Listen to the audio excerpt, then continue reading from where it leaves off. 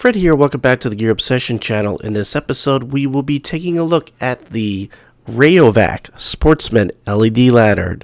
Please stay tuned.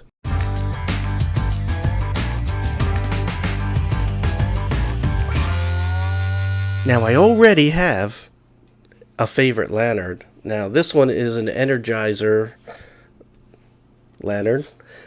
It only does about 55 lumens on high, so it's really good as far as illuminating a room enough so you can see your way around and you won't trip on nothing. And what I really love about this lantern is the amount of time you get out of a set of batteries. You get on that high setting. I'm only going to talk about high settings as far as comparative between these two so I don't get too confusing, is if you use D batteries in this, on high, you can expect to get about 195 hours out of it. And that's what I like. You know, last time we had a power outage, it was for days and days and days. And one set of batteries in this thing still in here, still working. They just keep on going. But sometimes you just need something bright. And this is not going to cut it when you really need something bright. So that's why I came across this, and I was like, yep, I got to get it. This RAYOVAC Sportsman LED lantern on the high setting will give you 240 lumens, and it will give you that for 40 hours. Now, there is a low setting where you could conserve that battery or conserve the 3 D batteries that it requires. And on the low setting, it's 100 lumens, and you could expect 90 hours of usage. Now, other things this states is that it can fall from 3 feet without getting injured, and it is rainproof. You could sprinkle water on it, and it won't get in there. I would not put this underwater. It is not waterproof. I could tell because there's no seals when you take the cover off here. So that's the specs. There is a lifetime warranty for manufacturer defects, but if you purposely crack it, you bought it, which you already did. Alright, other features before we go ahead and try this out is on the bottom there's a hook, which I like because, you know, even this one, it has a hook so you can sort of hang it up somewhere from the bottom if you're in a tent. Well, this has that too. It's a little tricky to get this thing out. There we go. But there is a hook. Now, you notice that you got this cover on the top. What you could do is you could take this top off by turning it, pulling it, and see, you could actually see the 3 LEDs in there. I don't know if you can or not, but you can hang it and you get unobstructed light 360 degrees and straight down with no problem inside a tent. Really nice. Now, while I have this off, go ahead and take the propaganda off the diffuser here, and we'll go ahead and put this back. What's the trick? There we go. Now, there is a hook on here, so you could hang it up like that also, or you could set it down. There is a lot of rubber, so it has some rubber here and some rubber here. So, you know, sort of like a bumper for some impact. Now you have a button to turn it on and off right there, and there's a little LED, little light right there, a little window right there, and that just sort of flashes every now and then so you can find this in the dark. Now, to put the batteries in, you take the base and you turn it about 90 degrees and whoops. And for my next trick, hold it here and turn the base counterclockwise, looks like 45 degrees, see that? And pull straight out. And you can see the battery compartment. So we'll go ahead and put the batteries in. I have 3 batteries standing by right here. So we'll go ahead and put them in. You got to look at the little pictures here on which way to put it in, and it's self-explanatory. If I can figure it out, you guys can figure it out. If you can't figure out how to put the batteries in it, you shouldn't be driving a lantern. Alright. Now, here's the hard part. And in the store, I actually had some problems with this, so pay close attention. See that arrow right there? Well, You have that arrow in there too. See it on the top?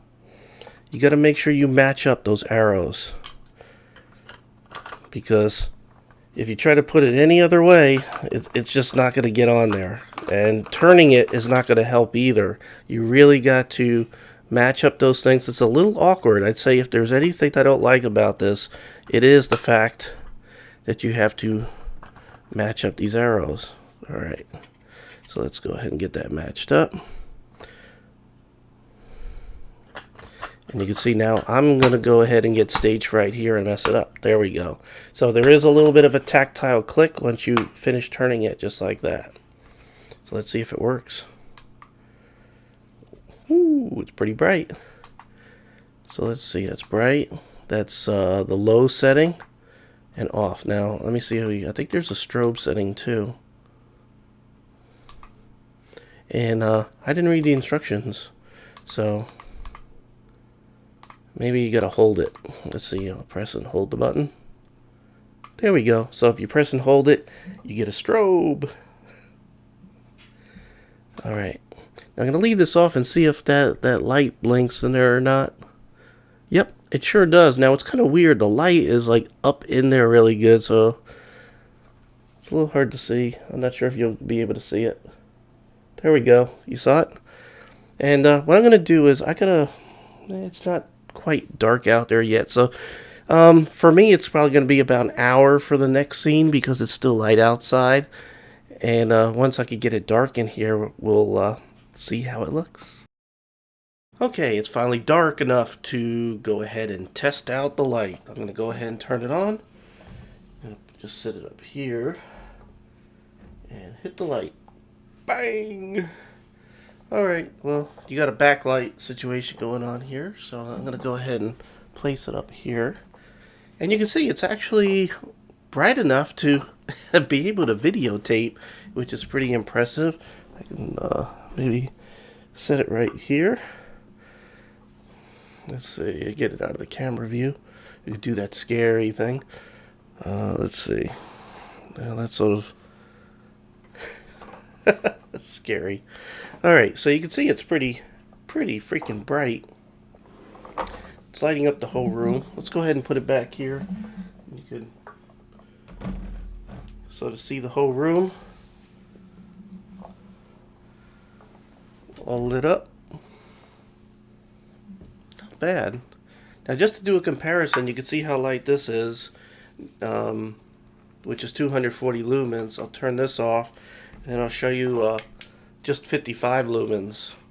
So you can see the difference. That's 55. And we'll go ahead and do the 240. You can see that's much brighter. It's very impressive. Now, again, I told you that you could hang this upside down. You could take this diffuser off and then hang it upside down. Now I can't see.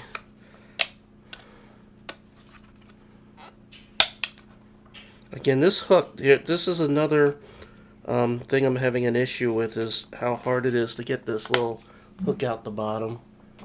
Alright, let me see. Can I hang this somewhere? Let's see, I can hang it there. Get a good unobstructed 360-degree view. Alright. Put this back on there. So I am pretty happy with this. This is definitely very bright. Great deal for the money. Alright, there we go. I made it because I want the hook on the back where it originally came from. Now I'm going to turn this light out, and I'm going to bring this up to the camera, and you should be able to see a short blink here in a minute.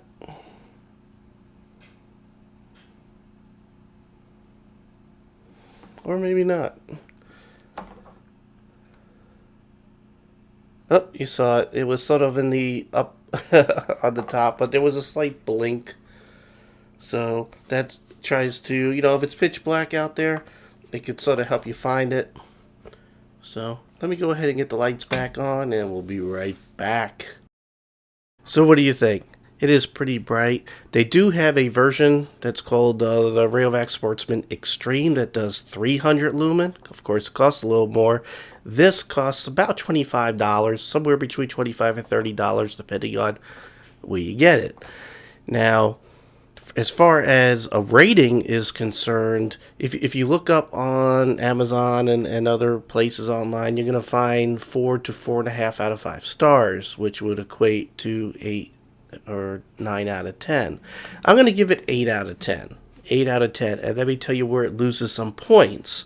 Number one, the little hook here on the bottom is hard to get out, especially when it's dark. So if they could do something to make this easier to see, to get out, they need to work on that.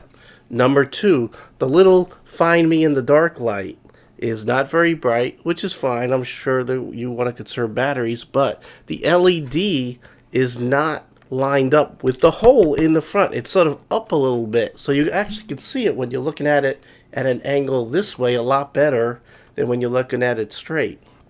So a little manufacturing flaw. And I know it's not just this one because I do look at other people's reviews if they're out there on YouTube, because they're great reviewers out there on YouTube, and I can get information from them just like you are here.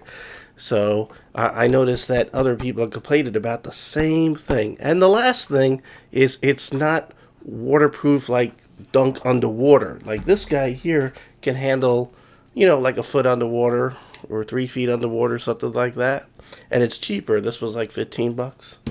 Now, this being $25, you would think it could handle being underwater a little bit, but it can't. It can handle being out in the rain, but it cannot handle being underwater. And it's really weird that they put a gasket here, but there's no gasket or seal for the bottom. So, why even... Well, I don't know. All right, so 8 out of 10, $25. I recommend it. I like it. This will definitely be one of my go-to lanterns in the event of a blackout at night. So thank you very much for joining me here at the Gear Obsession channel. I really appreciate every friend, viewer, subscriber, and you. And I shouldn't point. And please don't forget I got a contest running that ends at the end of the month. It's where you can win this really cool Cold Steel Voyager Vaquero, am I saying it right? Vaquero knife. Don't forget, go back. I got that back there, a couple of videos. I'll tell you what, I know you guys are lazy. I'll put the link below so you can click on it and find my contest, okay? I'll do that because I'm nice, not because you're lazy. So, alright, I will see you again on Tuesday. Take care.